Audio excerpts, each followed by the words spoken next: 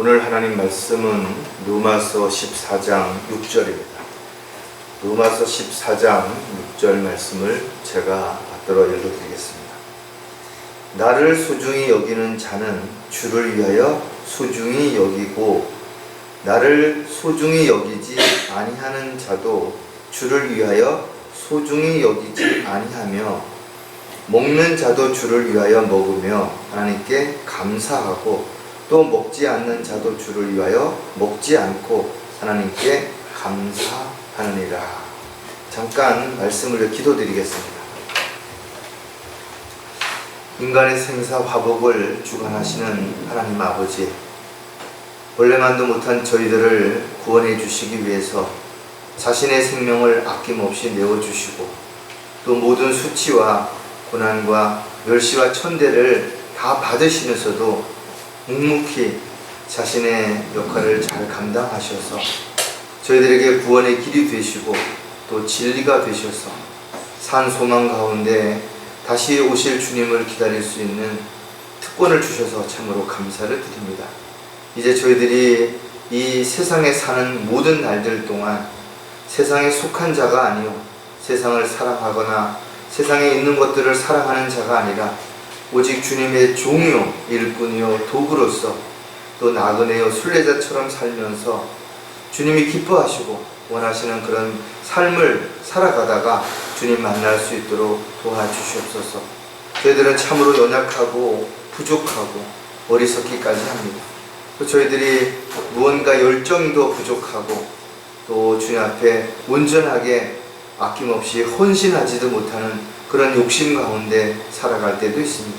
오늘도 말씀을 통해서 저희들의 속사람을 좀 더 강건하게 해주시고 또 저희들이 조금 더 성장한 그런 삶 가운데서 많은 사람들에게 선한 영향력을 끼칠 수 있는 저희들의 삶이 되기를 간절히 구하고 합니다. 무엇보다도 주님 가까이 오시는 이 시점에서 아직까지도 구원받지 못한 수많은 혼들을 연민을 가지고 바라보고 그들에게 담대하게 입술을 열어서 복음을 전할 수 있는 저희들의 삶이 되도록 인도해 주시옵소서. 다시 오실 우리 주 예수 그리스도의 이름으로 기도드렸습니다. 다음 주가 추석 명절이죠. 그래서 멀리 떨어져 있던 가족들이 만나기도 하고 또 연휴다 보니까 또 삶의 피곤에 지친 많은 사람들이 몸과 마음의 휴식을 취하기도 할 것입니다. 대부분의 부모들은 자식들을 키우면서 힘들죠. 그러나 내가 너 때문에 희생한다 그렇게 말은 하지 않습니다. 왜냐하면 부모라면 당연히 자식들을 올바르게 또 사회에 꼭 필요한 사람으로 키우기 위해서 책임과 의무를 다 해야 되기 때문에 그런 것이에요. 그래서 부모들은 자신보다는 자식들을 먼저 생각하고 또 자식들을 위해서라면 자기가 많은 부분들을 손해를 보고 어려움을 겪어도 묵묵히 그 일들을 지속하는 거예요. 하지만 그렇다고 해서 내가 너를 어떻게 키웠는데 하고 뭔가 자식들에게 기대를 하기 시작한다면 그만큼 실망하고 그만큼 마음이 아플 수도 있어요. 왜냐하면 이 세상에는 모든 사람들이 다 같은 마음이 아니기 때문에 그렇다라는 거예요. 때로는 부모이면서도 자식들을 돌보고 도와주고 또 자식들을 위해서 희생하기보다는 오히려 자식들을 앞세워서 자식들의 등골을 빨아먹는 사람들도 있죠. 참 안타깝지만 그런 일들이 보도될 때마다 참 같은 부모로서 마음이 아프다 이거죠. 어쩌면 어떻게 자기 자식인데 저럴 수 있을까 이런 마음이 들 때도 있어요.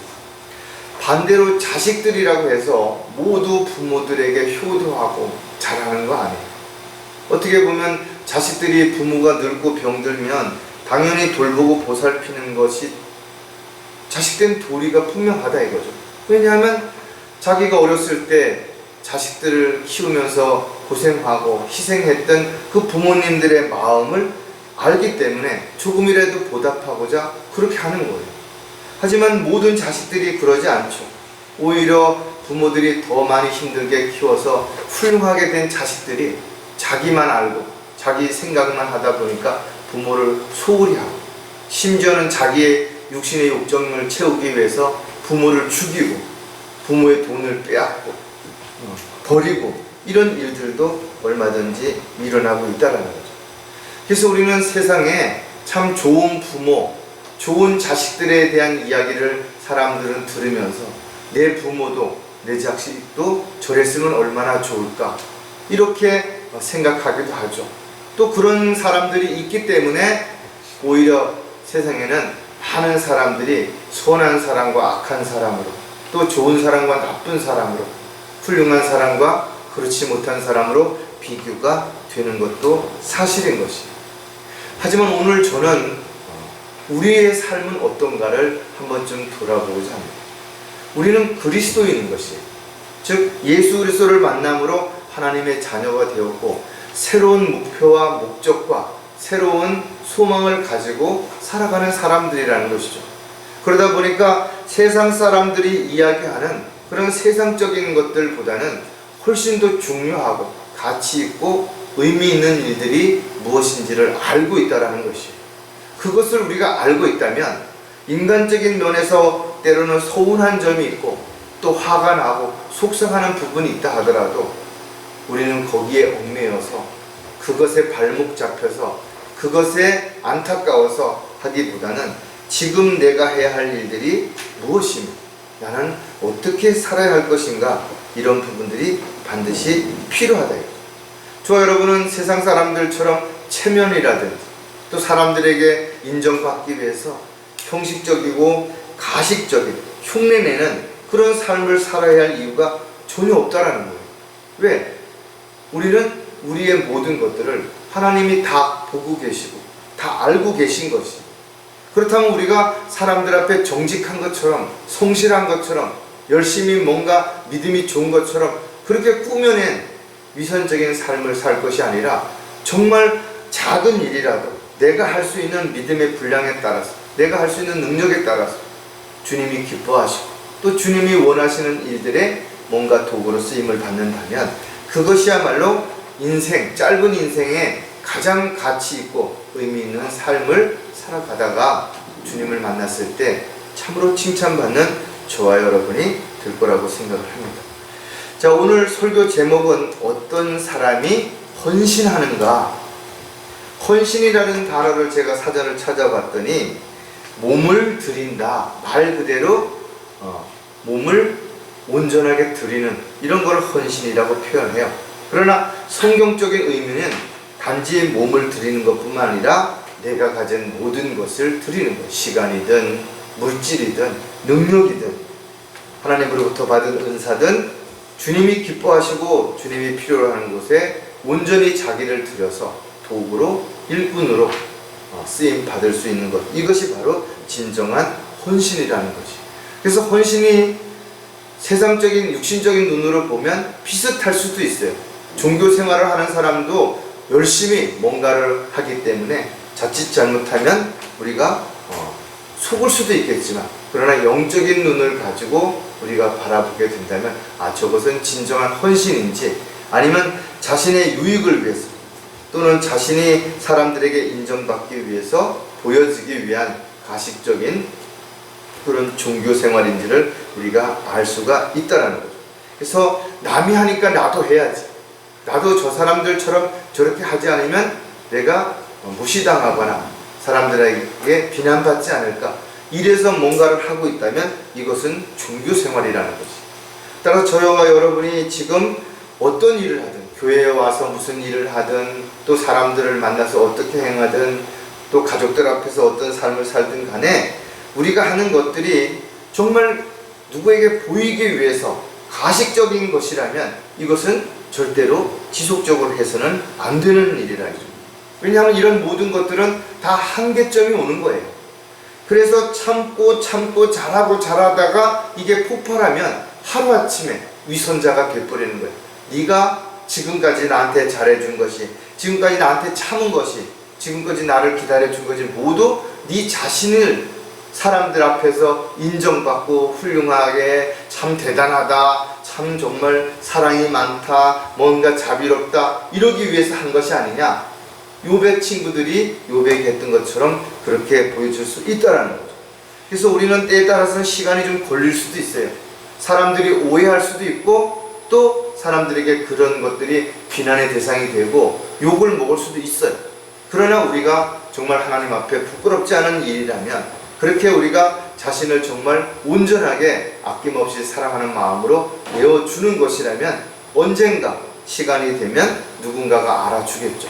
또 설사 몰라준다 하더라도 하나님은 그 모든 것들을 다 알고 계시기 때문에 절대로 우리는 후회하는 삶이 되지 않을 수 있을 것입니다. 자, 어떤 사람이 헌신하는가, 이런 부분들을 가지고 오늘 한번 좀 생각을 해볼 겁니다. 여러분들이 생각할 때는 어떤 사람이 헌신하는가? 대부분 착한 사람이 헌신하는 것처럼 보여질 수 있어요. 또 뭔가 열정이 있는 사람이 헌신하는 것처럼 보여질 수 있어요. 또 뭔가 앞서기를 좋아하는 사람이 헌신하는 것처럼 보여질 수 있어요. 그러나 성경적으로 보면 그렇지 않다라는 거예요. 자, 그렇다면 정말 어떤 사람이 헌신하는가, 우리가 한 사람씩 찾아볼 건데, 제일 첫 번째가 준비된 그리스도인들이라는 거죠. 준비가 되어 있지 않다면, 설사 구원을 받았다 하더라도, 하나님의 자녀가 되었다 하더라도 그들은 헌신할 수가 없어요. 왜? 아직까지 육신적이고 세상적인 것들이 더 그 사람의 삶을 주관하고 있기 때문에 그렇습니다. 그래서 늘 두 마음이 안에서 싸우게 되면 어떤 마음이 이기는 거예요? 육신적인 마음, 세상적인 마음이 이기는 것입니다. 그래서 적당히 하나님과의 관계를 유지하면서 세상에서 자기가 원하는, 하고 싶은 일을 살고자 하는, 그래서 사람들 앞에 일요일날 나와서 교회에 가서 예배를 드리고 또 헌금을 내고 찬양을 부르지만, 그러나 그것이 즐겁고 기쁜 것이 아니라 어쩔 수 없이 마지못해서 이렇게 하는 삶이라면 그것은 절대로 하나님 보시기에 헌신될 수가 없어요. 오히려 가증스러운 종교 행위가 될 수밖에 없다는 거죠. 따라서 하나님 앞에 헌신하는 것은 어떤 능력이 많거나 열정이 있거나 지식이 있거나 경험이 많은 사람들이 헌신하는 것이 아니라는 것이죠. 하나님이 나를 얼마나 사랑하셨고 또 내가 하나님 앞에 얼마나 감사한지, 그런 마음과 생각들이 온전하게 바르게 잡혀져 있는 그런 사람들, 즉 언제든 주님이 부르신다면 주님을 위해서 아낌없이 내가 가진 모든 것들을 내어놓을 수 있는 그런 마음을 가진 사람들이 곧 언제든 주님이 부르실 때 헌신할 수 있다는 거죠. 그래서 우리가 세상 일은 세상적인 어떤 능력이나 지식이나 경험이 있으면 잘할 수 있겠죠. 그러나 하나님의 일은 먼저 순종해야 돼요. 또 하나님이 계획하시고 준비하신 모든 것들이 온전하게 이루어질 거라는 확신 가운데 믿음이 없다면 절대로 하나님의 일을 할 수가 없죠. 그래서 하나님의 일에 적합한 준비된 사람들이 하나님의 도구로 쓰임 받게 되고, 그럴 때 헌신하게 된다라는 거죠. 그래서 우리가 성경에 읽어보면 많은 사람들이 주님의 부르심을 받았죠. 그러나 주님의 부르심을 받았다고 해서 모두 주님의 도구로, 일꾼으로 귀하게 쓰임을 받았냐? 그렇지 않다라는 것도 우리가 분명하게 알 수가 있어요. 그래서 저와 여러분이 온전히 주님 앞에 헌신하고자 한다면 늘 주님 앞에 기도하고 준비된 가운데서 언제든 주님이 부르시면 내가 가진 것, 내가 하고 싶은 것, 내가 원하는 것들을 다 내려놓고 주님의 도구로 내 자신을 드리겠다라고 그런 마음의 준비가 될 때 온전하게 우리는 헌신할 수 있게 되는 것입니다. 자, 그렇다면 준비된 그리스도인들은 어떤 특징들이 있는지를 몇 가지 또 생각해 보면, 기초가 흔들리지 않기 때문입니다. 바람이 불거나 태풍이 불을 때 비로소 뿌리가 약한 그런 나무들이 쓰러지죠. 기반이 튼튼하지 못한 건물들이 무너지게 되는 거죠. 그래서 그 사람의 믿음이 어떤지를 보려면 그 사람에게 어려움이 있을 때 알 수가 있죠. 전쟁 중에 영웅이 난다, 난세의 영웅이 난다, 이런 말은 뭐예요? 어렵고 힘들 때 비로소 그 사람의 진가가 발견되는 것이죠. 폭풍이 심할 때 진정한 뱃사공의 능력이 나타나는 것이. 힘들고 어려움이 있을 때 그것을 참고 견뎌낼 수 있는, 또 그런 것의 본보기가 될 수 있는 사람들을 통해서 많은 사람들이 위로를 받게 되는 것처럼, 이와 같이 기초가 흔들리게 된다면 더 이상 그는 그 어떤 것도 높이 올라가면 올라갈수록 점점 불안하고 점점 위험해지기 때문에 그렇다라는 거죠. 고린도전서 3장 11절에 보면 이 닦아놓은 기초 외에 아무도 다른 기초를 놓을 수 없나니 이 기초는 예수 그리스도라. 저와 여러분의 기초는 바로 예수 그리스도가 되는 것이. 그래서 예수의 이름으로 우리가 기도도 하고 예수의 이름으로 모든 능력을 행할 수 있게 되는 것이라는 것이죠. 따라서 종으로서 도구로서 우리가 쓰임을 받을 수 있는 준비가 되어 있는 사람들은 항상 그 모든 일이 예수님께서 원하신다면, 예수님께서 하라고 하신다면 나는 그렇게 하겠다라고, 그런 마음과 각오, 즉 하나님의 원칙에 따라서 쓰임받을 수 있는 준비가 되어 있는 사람만이 주님의 도구가 될 수 있고 온전하게 헌신된 삶을 살아가는, 주님을 기쁘시게 해드릴 수 있는 자가 될 수 있다는 거죠. 자, 준비가 된 그리스도인들은 담대한 용기를 얻기 때문이라는 것이죠. 세상에서도 우리가 친구라든지 또 선배라든지 직장 동료라든지 다양한 사람들에 의해서 용기를 얻을 때가 있죠. 그러나 우리가 감당할 수 없는, 또 우리의 힘이나 능력이나 입장에서는 해결할 수 없는 그런 상황에 부딪혔을 때는 누구도 낙담할 수밖에 없죠. 진정한 용기를 얻을 수가 없다라는 거죠.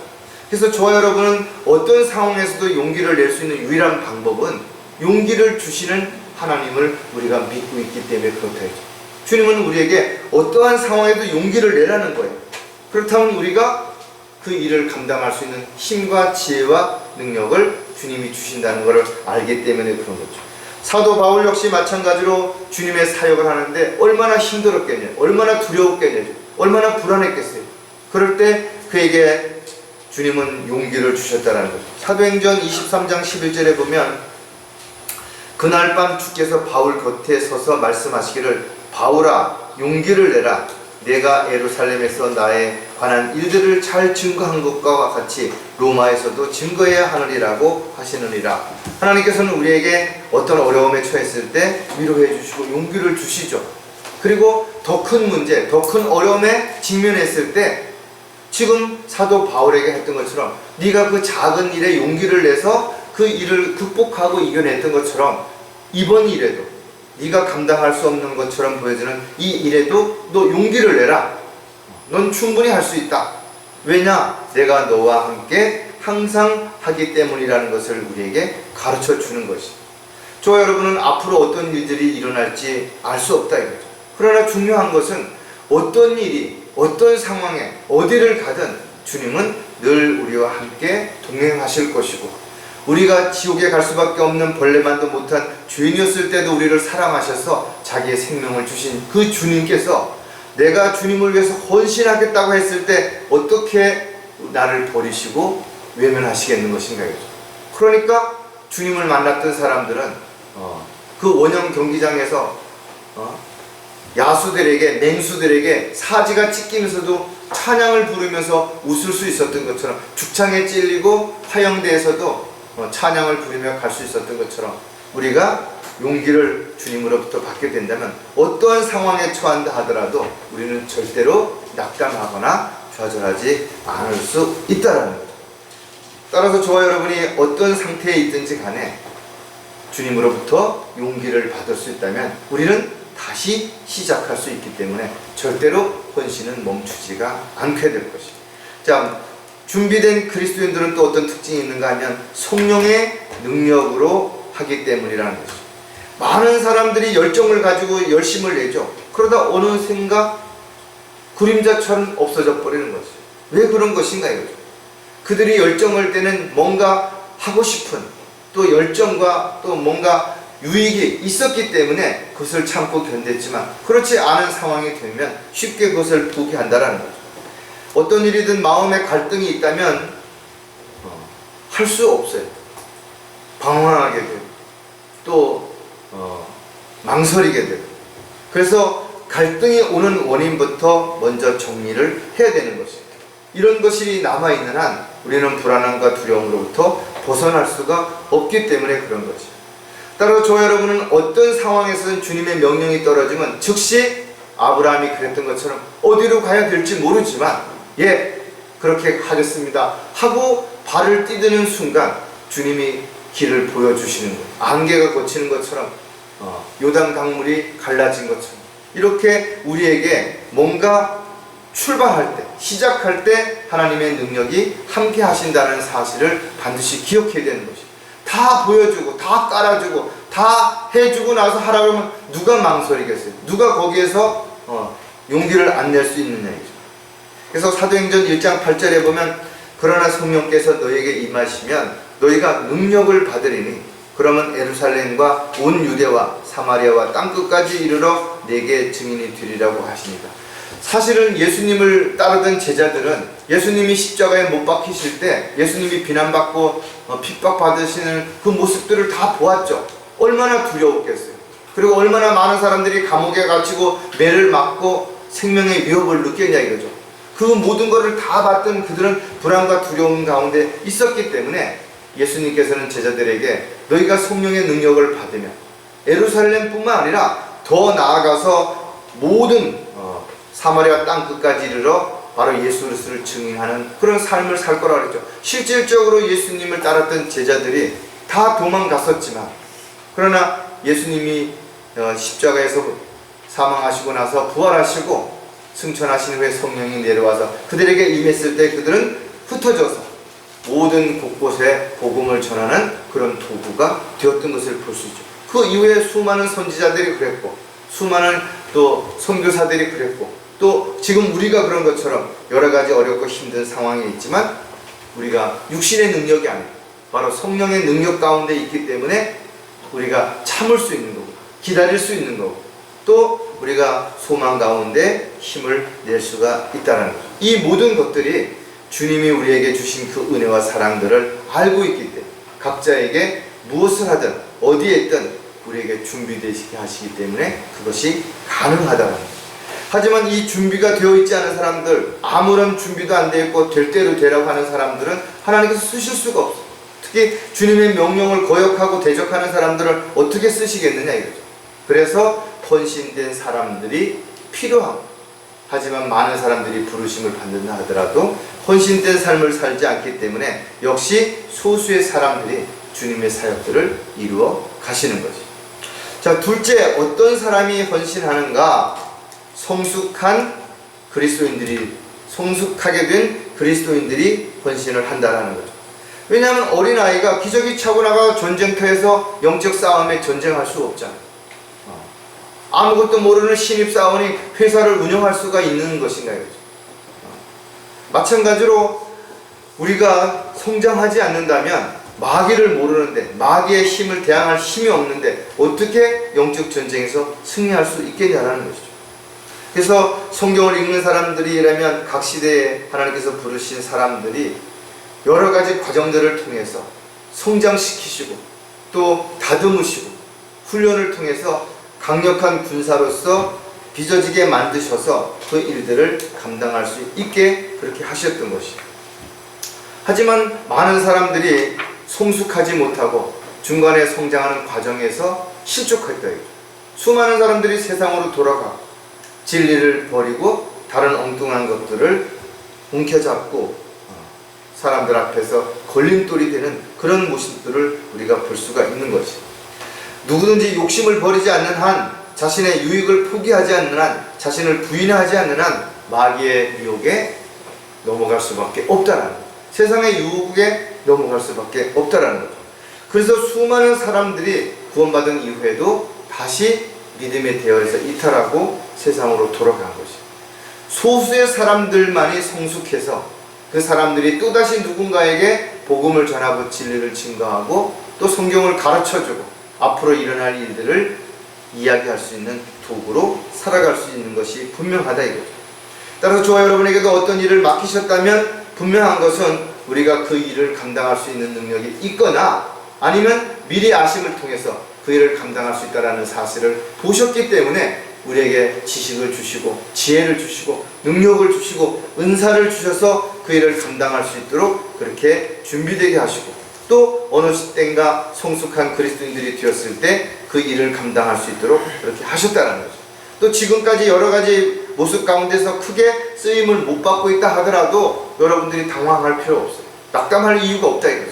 왜? 지금도 준비되는 과정일 수도 있고, 또 어느 한 날을 위해서 하나님께서 우리를 예비했을 수도 있기 때문에, 내가 주님을 떠나지 않는 한, 주님의 명령을 거역하고 불순종하지 않는 한, 우리는 지금 주님의 도구로 쓰임받고 있는 그런 상황에 있거나 또는 준비되고 있는 과정에 있기 때문에 절대로 흔들리거나 우리가 마음의 갈등에서는 안 될 것이다 이거죠. 자, 그럼 성숙한 그리스도인들은 어떤 특징들을 가지고 있는가? 여러 가지가 많이 있지만 그 중에 우리가 오늘 또 몇 가지를 생각해 보면, 첫 번째가 세상과 연합하지 않기 때문이라는 것이. 얼마나 많은 교회들이, 얼마나 많은 목사들이 세상과 하나가 돼서 세상으로부터 인정받고 칭찬받고 세상 일에, 정치 일에, 온갖 일에 개입해서 이런 일들을 하고 있다라는 거예요. 그러면서도 자신들은 뭐 정의롭고 의롭고 뭔가 하나님의 도구로 이 세상의 평화를 위해서 뭐 세상에 뭘 어쩌고 이러고 있다 이거죠. 전혀 그것이 아닌 거죠. 그리스도인들은 그리스도인들이 해야 할 일들이 있는 거예요. 세상과 연합하거나 세상에 속해 있는 것이 아니라 세상과 분리되어 있으면서도 이 세상에서 해야 할 일들이 있는데, 그런 것들은 안타깝게도 그 사람들이 주장하는 것과는 전혀 상관이 없는, 복음을 전하고 진리를 증거하고 심판을 이야기하고 지옥을 이야기하고, 그렇게 하기 위해서 사람들에게 하나님의 말씀을 가르치고 이러는 것들을 해야 되는 것이. 고린도 후서 6장 14절에 보면, 믿지 않는 자들과 멍에를 같이 매지 말라. 의가 불의와 어찌 관계를 맺으며 빛이 어두움과 어찌 사귀겠느냐. 여러분들이 직장 생활을 하면서 직장에서 뭐 아무것도 하지 마라, 직장에서 위에 사람이 시키는 거 아무것도 하지 마라, 그 얘기가 아닌 거예요. 하나님 보시기에 합당하지 않은 어떤 일에 멍에를 맨다라는 것은 목에다가 도구를 끌기 위해서 얹어놓는 이런 것들이에요. 그러니까 자기가 그 일에 앞장서서 끌려가는 또 이런 역할을 한다는 거죠.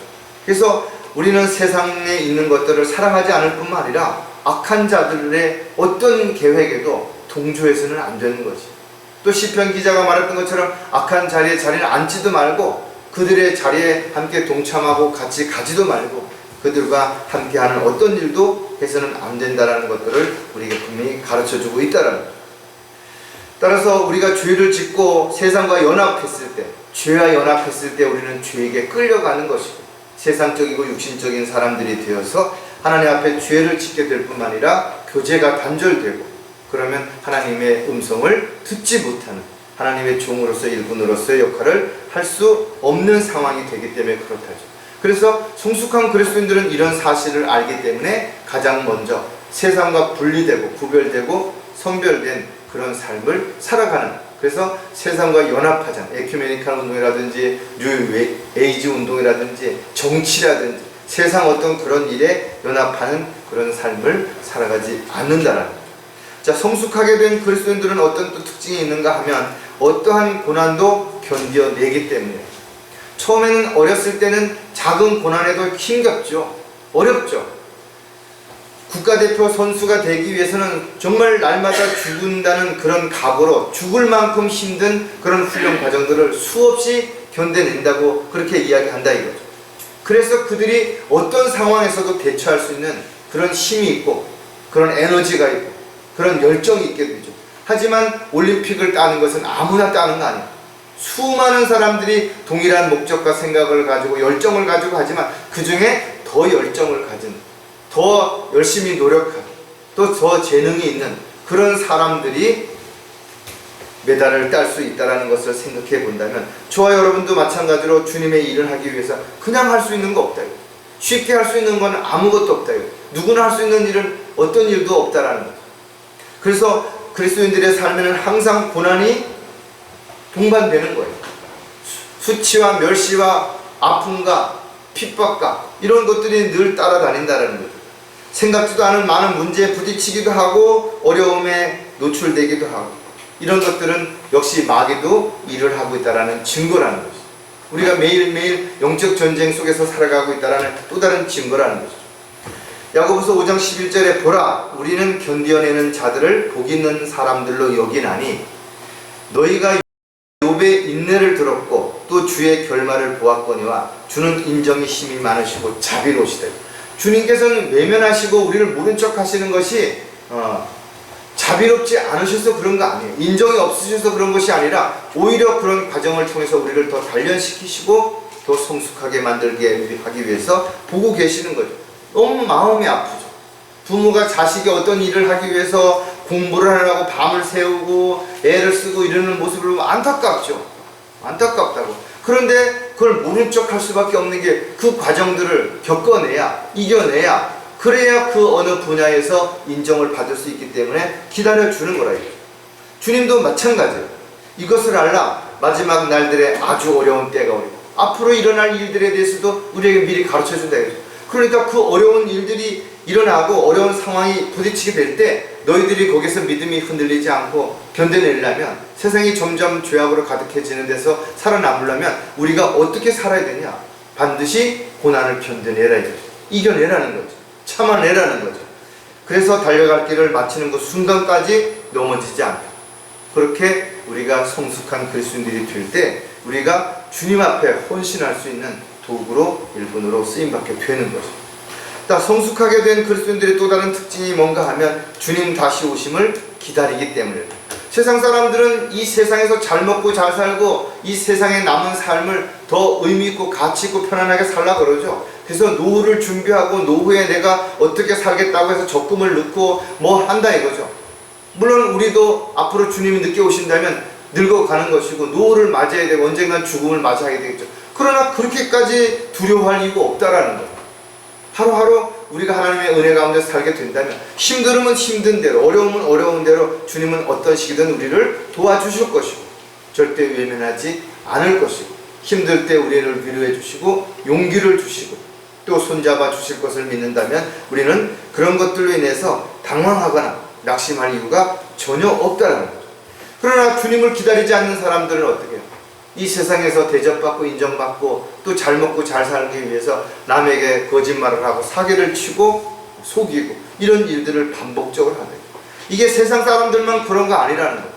교회 다니는 수많은 사람들이 교회 문턱을 딱 나서는 순간 아주 갑작스럽게 또 다른 사람으로 돌변해버리죠. 전혀 하나님을 믿지 않는 사람들보다 더 간교하게, 그러면서도 자신은 하나님을 믿으니까 뭔가 좋은 일이 일어나겠지 기대하는 더 악한 그런 삶을 살아가는 사람들이 많다라는 것도 우리가 반드시 생각해야 돼요. 디모데전서 6장 15절에 자기 때가 되면 주께서 나타나시리니 그분은 복되시고 유일하신 통치자시오 만왕의 왕이시며 만주해 주시라. 우리나라에 지금 자기가 자칭 재림 예수라고 이야기하는 사람들이 얼마나 많아요. 자기는 구세주기 때문에 죽지도 않는다고 이렇게 이야기하는 사람들이 있다 이거죠. 그런데 그런 사람들을 믿고 있어요. 그런 사람들을 따르고 있다 이거죠. 왜? 속으니까 그런 거죠.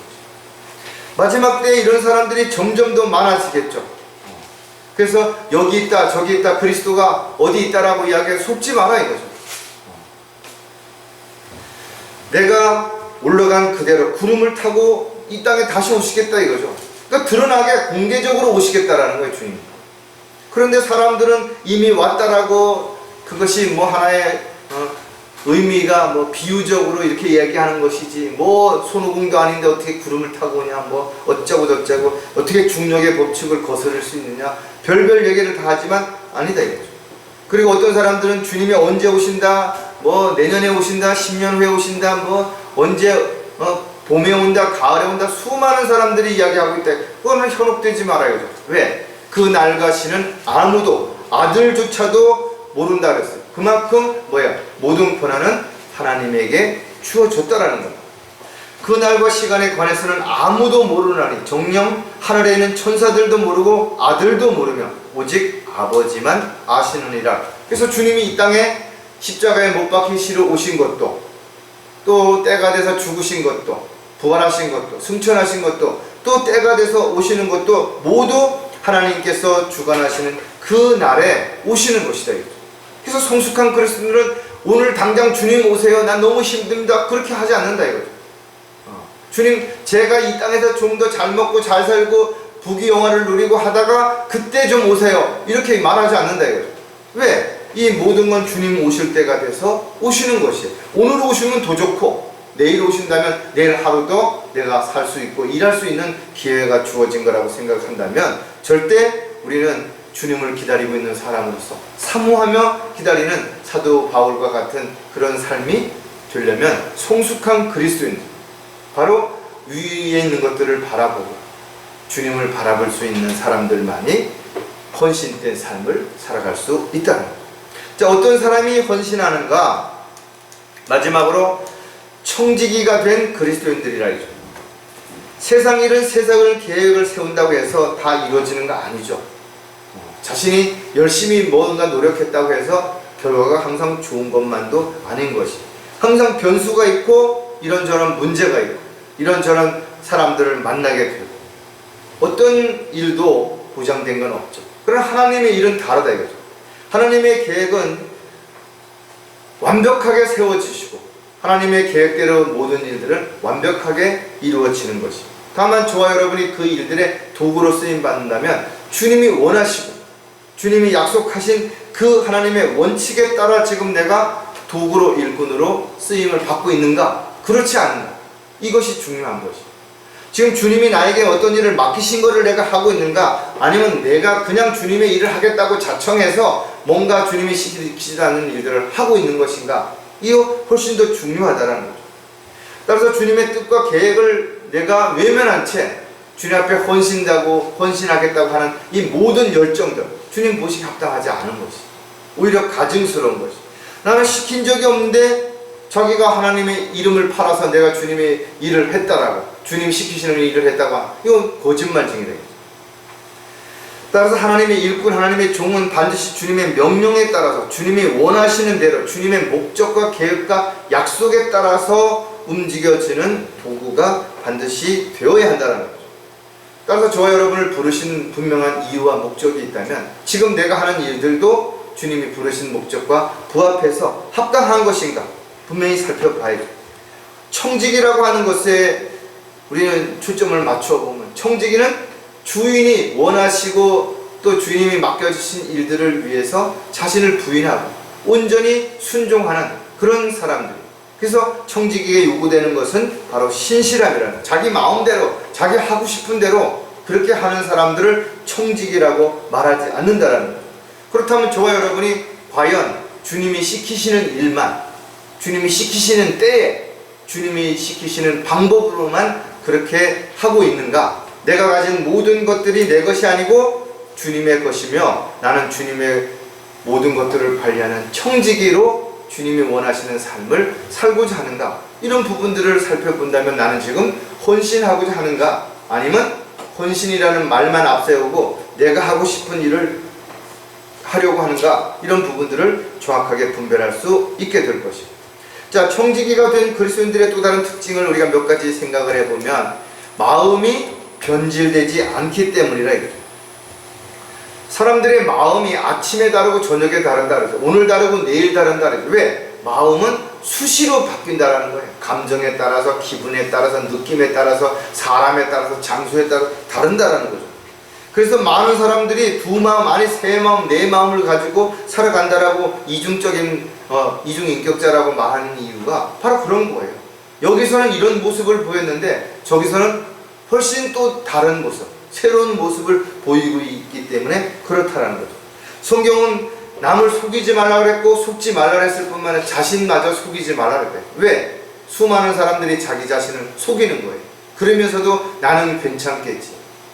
나는 내가 할 때, 일을 열심히 할 때, 주님을 위해서 일할 때는 하나님이 다 보고 계시고, 내 자신을 위해서는 내가 살아갈 때는 주님이 안 보시는 거예요.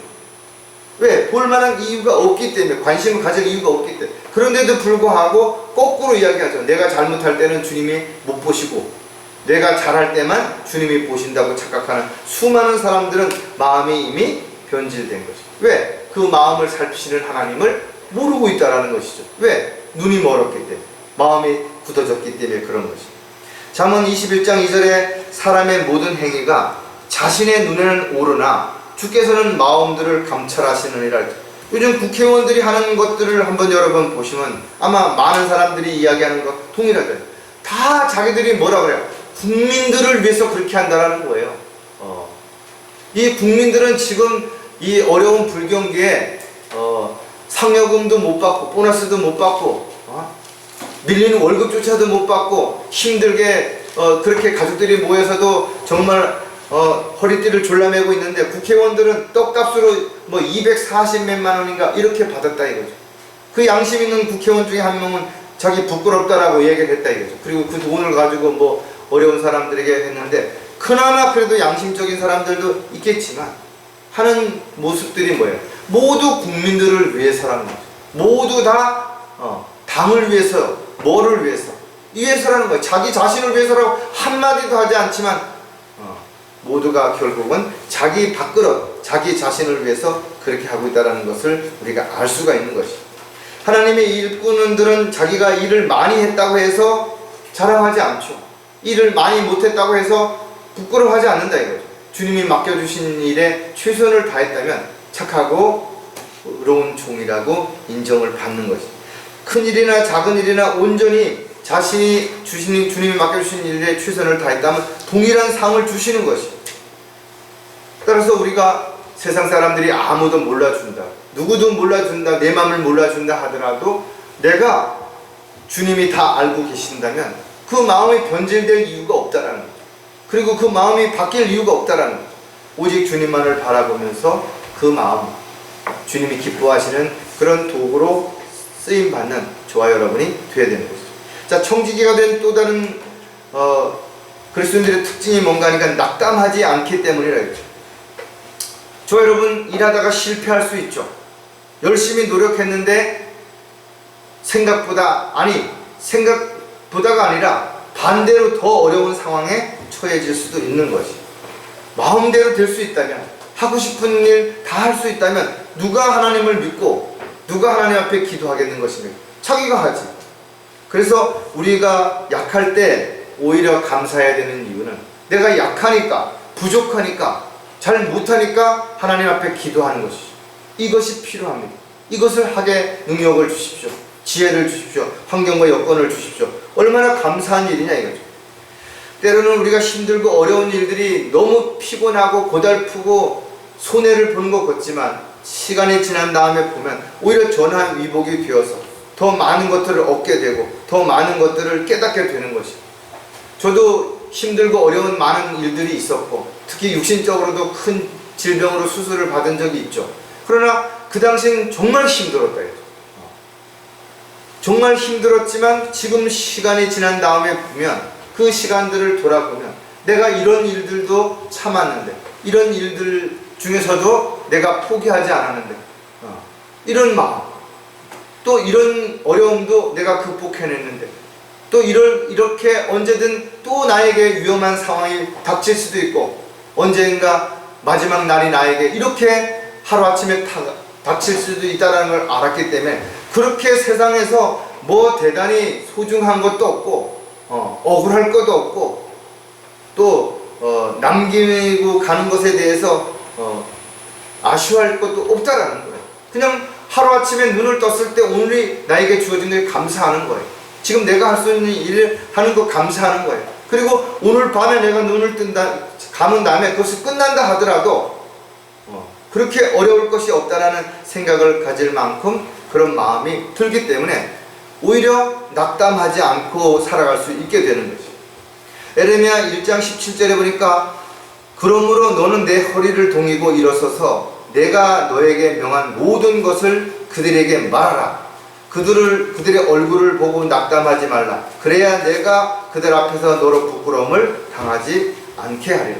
에레미야 선지자가 어린 나이에 이스라엘 백성들에게 가서 하나님의 말씀을 대신 전해야 되는데 이 사람들이 곱게 받아들였겠냐 이거죠. 의심하고 네가 뭔데 네가 하나님이 세웠다는 증거를 보이라 뭐 별별 얘기 다 했겠죠. 얼마나 두려웠겠냐 이죠. 그러나 두려워하지 말고 당당하게 허리를 동이고 일어서서 내가 명령한 그것들을 그 사람들 앞에 가가지고 당당하게 그렇게 말하라. 그 사람들 얼굴을 보고 낙심하고 부끄러워하고 이렇게 하지 말고 수치스러워하지 말고 당당하게, 오히려 그들 스스로가 부끄러워하게 그렇게 하라고 우리에게 가르쳐 주는 것이.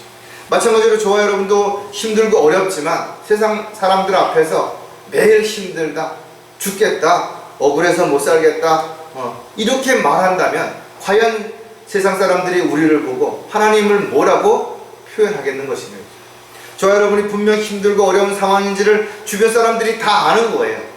그럼에도 불구하고 늘 밝은 모습이라든지 당당한 모습이라든지 그런 모습을 보면서 역시 하나님을 믿고 하나님을 따르는 사람들은 당당하구나, 저 사람들은 뭔가 믿는 구석이 있구나, 뭔가 백이 있구나, 이런 생각들을 가질 수 있고, 그들이 힘들고 어려울 때 내가 누군가에게 가서 좀 상담을 하면, 누군가를 만나서 이야기를 해보면 이 어려움을 내가 극복할 수 있는 뭔가 방법을, 지혜를 얻을 수 있지 않는가. 그래서 수많은 사람들이 상담을 하게 되죠.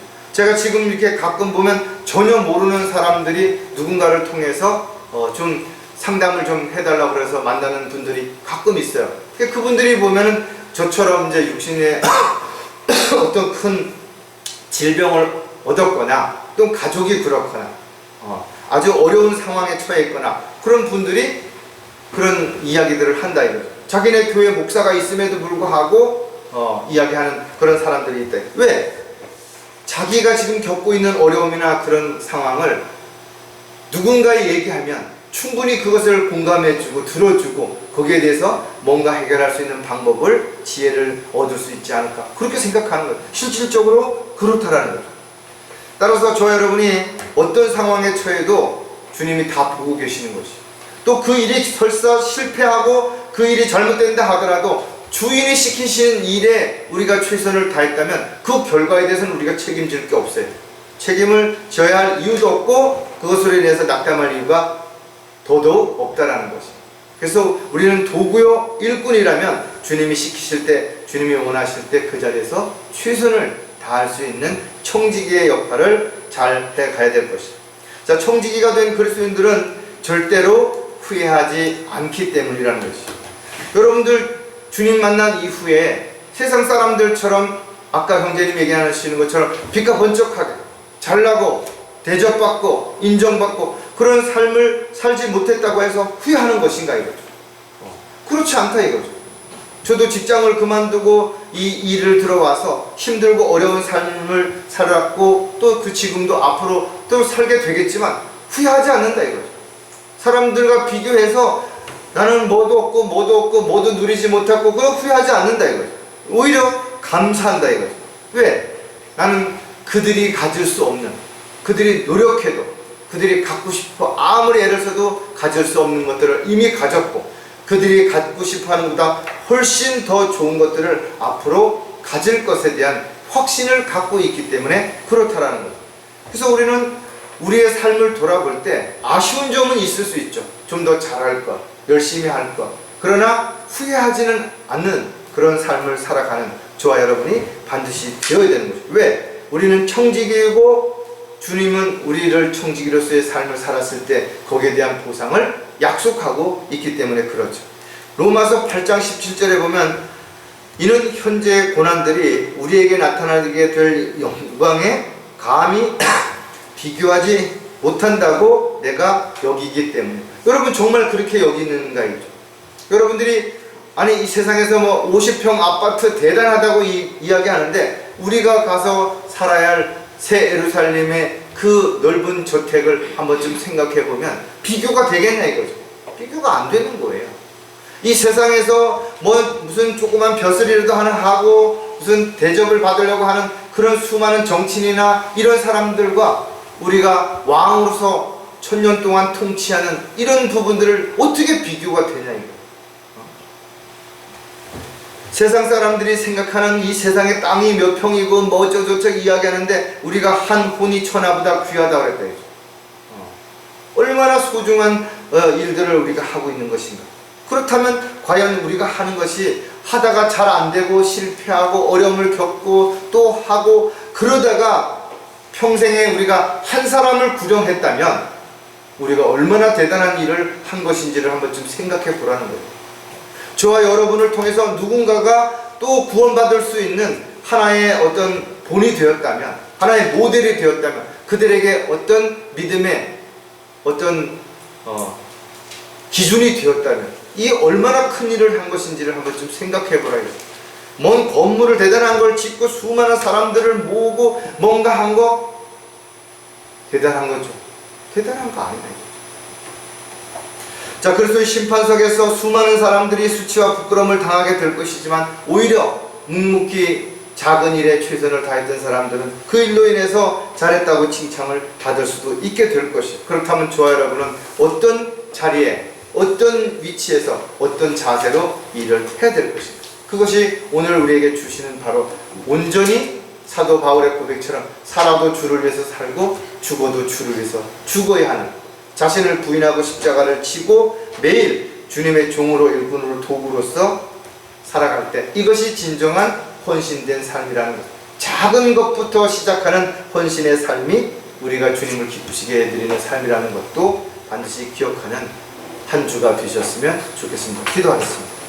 하나님 아버지, 저희들이 많은 것을, 특별한 것을, 대단한 것을 많은 사람들이 인정하는 그런 도구로 일꾼으로 쓰임받지 못한다 하더라도, 아주 작은 일이라도, 아주 많은 사람들이 알지도 못하는 그런 구석진 곳이었어라도 저희들이 도구로 주님의 일꾼으로 쓰임받을 수 있다면 그 일이 얼마나 가치 있고 얼마나 감사한 일인지를 저희들이 잊지 않는 가운데 묵묵히 저희들 자리에서 저희들이 할 수 있는 그 믿음의 분량에 따라서 주님을 기쁘시게 해드리는 청지기로서, 또 이제 성숙한 그리스도인으로서 온전히 주님만을 믿고 약속 가운데, 소망 가운데 살다가 주님 만날 수 있도록 도와주시옵소서. 다시 만날 그날까지 저희들이 어떠한 경우도 낙심하거나 좌절하지 않도록 붙잡아 주시옵소서. 다시 오실 우리 주 예수 그리스도의 이름으로 기도드렸습니다.